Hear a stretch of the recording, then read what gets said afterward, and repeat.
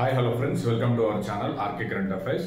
Friends, ఎవరైతే మన ఛానల్ని ఫస్ట్ టైం విజిట్ చేస్తున్నారో వారైతే ఈ వీడియోని లైక్ చేసి మన ఛానల్ సబ్స్క్రైబ్ చేసుకోండి.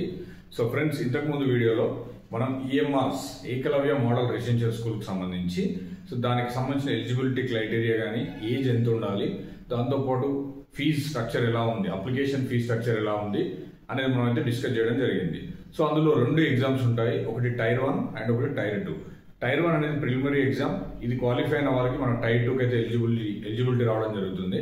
ఆ టైర్ 1లో ఎలాంటి సిలబస్ ఉంది అంటే ప్రిలిమినరీ ఎగ్జామ్ క్వాలిఫై కావాలంటే మనకు వెయిటేజ్ ఎలా ఉందో ఒకసారి మనం చెక్ చేద్దాం.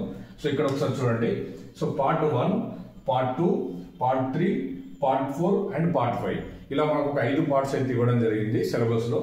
సో ఫస్ట్ పార్ట్ చూసుకున్నట్టయితే మనకి జనరల్ అవేర్నెస్ మరియు కరెంట్ అఫైర్స్. ఈ జనరల్ అవేర్నెస్ నుండి మరి కరెంట్ అఫైర్స్ నుంచి మనకు 10 to 15 మార్క్స్, ఒక 10 నుంచి 15 మార్కులు అయితే రావడం జరుగుతుంది. అలాగే రీజనింగ్ ఎబిలిటీ, ఈ రీజనింగ్ ఎబిలిటీ నుంచి మనకు 15 మార్క్స్ రావడం జరుగుతుంది. సో అలాగే నాలెడ్జ్ ఆఫ్ ఐసిటి అంటే information and communication technology, that is computers. ఈ కంప్యూటర్ రిలేటెడ్ బేసిక్స్ నుంచి అడ్వాన్స్ వరకు మనకు ఒక 15 నుంచి ఒక 20 మార్క్స్ ఎక్స్పెక్ట్ చేయొచ్చు. సో అలాగే క్వాంటిటేటివ్ యాప్టిట్యూడ్, ఇందులో మనకు దీన్ని మనం అర్థమెటిక్ అని కూడా అంటాం. సో అర్థమెటిక్ అని చెప్పి అంటాం. ఇందులో నుంచి మనకైతే 30 మార్క్స్ రావడం జరుగుతుంది. సో అదే కదా time and work, percentages, so ఇవన్నీ దానికి సంబంధించి మనకైతే ఒక 30 మార్కులు అయితే దీనికి ఉండడం జరుగుతుంది. అలాగే ఒక బిట్ ఉంది, అదే 5th బిట్. ఈ 5th బిట్లో ఏంటంటే జనరల్ ఇంగ్లీష్ నుంచి మనకైతే 10 మార్క్స్ వస్తాయి. సో అలాగే జనరల్ హిందీ నుంచి 10 మార్క్స్ వస్తాయి. సో బేసిక్ ఉంటుందండి, ఇక్కడ బేసిక్ ఇంగ్లీష్ ఉంటుంది, సో బేసిక్ హిందీ. సో మరి డెప్త్గా ఏం అడగరు, just 10 questions from basic grammar నుంచి అడుగుతారు. సో దాంతో పాటుగా రీజనల్ లాంగ్వేజ్ నుంచి 10 మార్క్స్. ఓకేనా, ఈ 10 మార్క్స్ తెలుగు స్టేట్స్ వాళ్ళకైతే తెలుగు నుంచి, ఓకేనా. సో వేరే మహారాష్ట్ర అయితే హిందీ నుంచి, సో ఇలా మరాఠా, కన్నడ ఇలాంటి రీజనల్ లాంగ్వేజ్ ఉంటుంది. ఈ రీజనల్ లాంగ్వేజ్ నుంచి అయితే 10 మార్క్స్ రావడం జరుగుతుంది. సో టోటల్గా 100 మార్క్స్కి అయితే పేపర్ ఉంటుంది.